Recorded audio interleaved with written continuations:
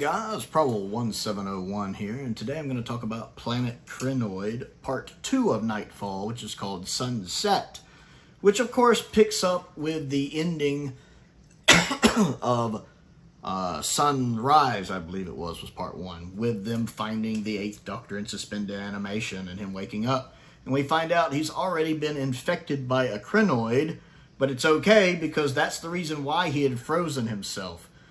Is the fact he had been infected, and before the Krynoid could take him over, he had frozen himself. Because being a Time Lord, his metabolism could keep working, whereas the stuff that make up the Krynoid would freeze solid, and it would give basically his immune system time to fight it off. And so that's a neat little explanation, and the Doctor manages to shake off the Krynoid infection pretty much right from the get-go. You almost think that the only reason they did that, well, I guess plot reasons to explain why he's in the cryogenesis thing, but also so they could have the marketing material of Paul McGann on the cover looking like he's half Krynoid. I'm pretty sure that was partially a marketing strategy. Clever, though. And here, Sunset to me, much like Part 1, I'm not feeling this story. Like, I can't just zone in and listen to it. I keep getting distracted. Like, I want to, read Doctor Who articles or look at Transformers. I know I was looking at the Transformers Blockies thread. I mean, most of you know I'm a big Blockies fan, one of the Chase figures. I was reading up on the Blockies, trying to find out more about the new wave. And, of course, I'd have to catch myself, oh, did I miss something? I'd have to backtrack a little bit. But it was not engaging me.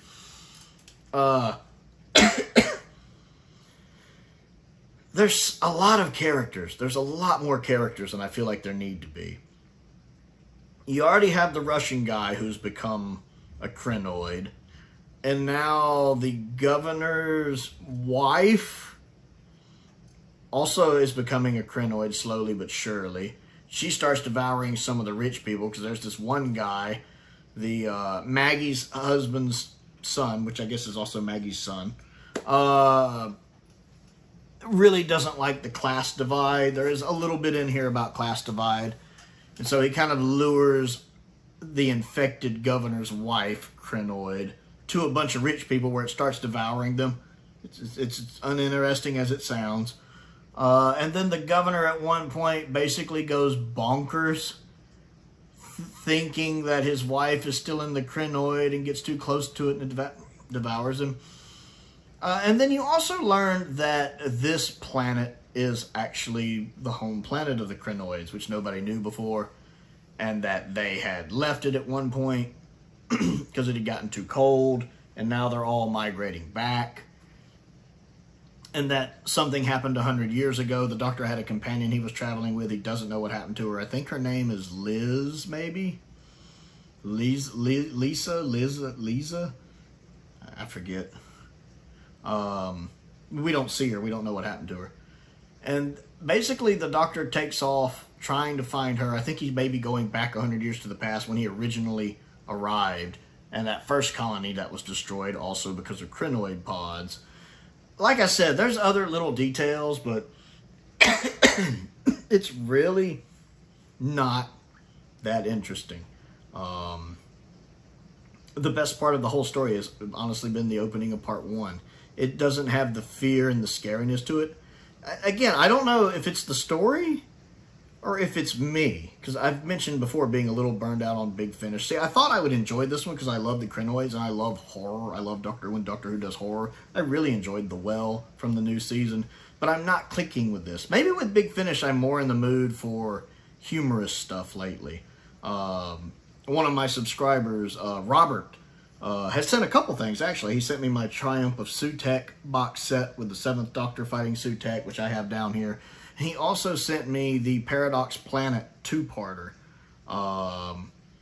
which is basically a Season 17 style story, which I really enjoyed. I loved the Paradox Planet. It is so Douglas Adams Season 17, and I love Season 17. And I really appreciate Robert sending both of those, but I especially enjoyed the Paradox Planet. And then I've also recently listened to the Maltese Falcon, which is about Frobisher, and it was a lot of fun. I think maybe I'm just at that point where if I'm going to listen to some Big Finish right now, I want some sillier Maltese Penguin or more season 17 styled, humorous, funny, fun Big Finish. And maybe that's just it. And maybe if I go back and listen to this Planet Krynoid story a year or two from now with fresh ears instead of fresh eyes, maybe I'll appreciate it more. But like, I could tell you about some of the other details in the story, but I don't care. It's not that it's bad, it's just uninteresting. You ever have one of those where you like, objectively speaking, it doesn't sound bad. You're just not interested in it. That's kind of where this falls. You know, at the end of the story, the 8th Doctor gets into the TARDIS and leaves. Maggie and then some of the other people manage to stop the Krynoid. I'm going to be honest with you. I don't quite know exactly what they do to stop it. Are they up in the space station firing down? Or they? I got kind of lost in there trying to keep up with how they stopped it. But they managed to stop the Krynoids. They think they saved the day, but the big flash they did basically blinded everybody that was looking at it. So most of the town population, or the little colony population, I think is blind now. And right at the end, they spot like hundreds of Krynoid pods coming back down to their home planet. And that's where it ends. So I guess that's why part 3 is called Darkness. So I'm going to go ahead and, yeah, I guess I'll go ahead and listen to part 3. I know this isn't much of a review, but I'm hoping part 3 will be better. I know it's Chris Chapman. I like Chris Chapman a lot. So I'm hoping maybe I can get my headspace in the right spot. Maybe if it's a full-out horror story, if the Doctor's not there and it's full-out terrifying, I'll really be able to enjoy it. As it is, at the beginning of part 1, it had like a warning that this could be too scary for younger viewers. It has not lived up to that warning at all, let me tell you. So I want to know what you think of Sunset, part 2 of Planet Krynoid. Comment down below and let's talk about it. So let's talk about Planet Krynoid Part 3, which of course is written by Chris Chapman. I always enjoy Chris's work to one degree or another. Of course, he does a lot of the Doctor Who documentaries, and I've really enjoyed those. And I'm trying to remember if I've listened to some of his Big Finish stuff. I'm not sure, other than this one. Darkness is easily the best part of the 3-parter of Planet Krynoid Nightfall. Again, I wasn't overly keen on the first 2 parts, though that could be more a me thing. Maybe I'm just burned out on Big Finish. I've taken in a lot of Big Finish. I think I'm more in the mood for comedic Big Finish, like the Paradox Planet, which I really enjoyed, and the Maltese Penguin, which I really enjoyed. I think I'm more in the mood for like some season 17 Big Finish or something. That kind of humor. This one is, what really intrigues me right off the bat about Darkness is that it has a very adult feel to it. People getting taken over by the Krynoid pods, including a little girl right at the beginning. A little girl gets possessed, and attacks her mother. Other people getting possessed. It's a bit dark. It's a bit adult themed, more so I think even than the other 2. Watching as people turn, as basically it turns into a group of survivors trying to survive. And the 8th Doctor's not there. I kind of wondered if he would show back up, but when he leaves at the end of part 2, which I wonder if that's going to be touched on again, because he's supposed to have left hunting for one of his companions. That's never explained. One of the reasons part 3 works is the Doctor isn't there. So the Doctor's not there to just save the day. These people have to figure it out for themselves. And one thing about a Doctor Who story, it gets considerably harder for everybody else if the Doctor's not there to save the day. I like that. So you have these other survivors who are slowly dwindling in number, who are having to try to find a solution to the problem. And I liked the ending. It set up possibly more stories with really only a couple people. Well, 2 people making it out on an escape ship and 2 other people surviving on the planet. And I'm curious to see, because I do believe we're supposed to get more Planet Krynoid stories, to see if it's going to follow either of them. Learning that this is basically the Krynoid home planet was quite interesting.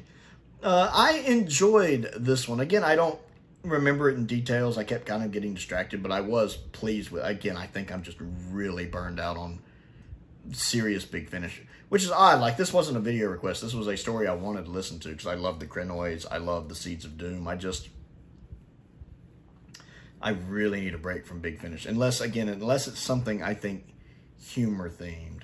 But this one was definitely the strongest. The sound effects, I don't remember if there's a lot of music or not, but there was definitely noises, music, the Krynoids sounds they make that, you know, kept it feeling a bit atmospheric, kept the tension kind of up, and ended up making the story far more enjoyable than the first two parts. I think Chris has done a good job. I think I would have enjoyed this more if I was just in a headspace for it. But yeah, I liked it.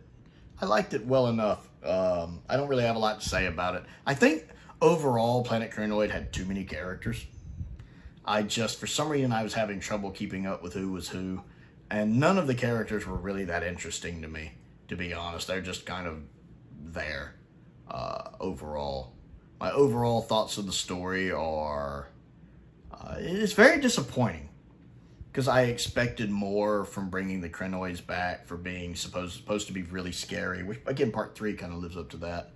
And there's too many moments, especially the first part, where you're just wanting to yell at people because, as you know, the audience knows more than the people in the show do. So when they're doing stuff, you're like, no, don't do that.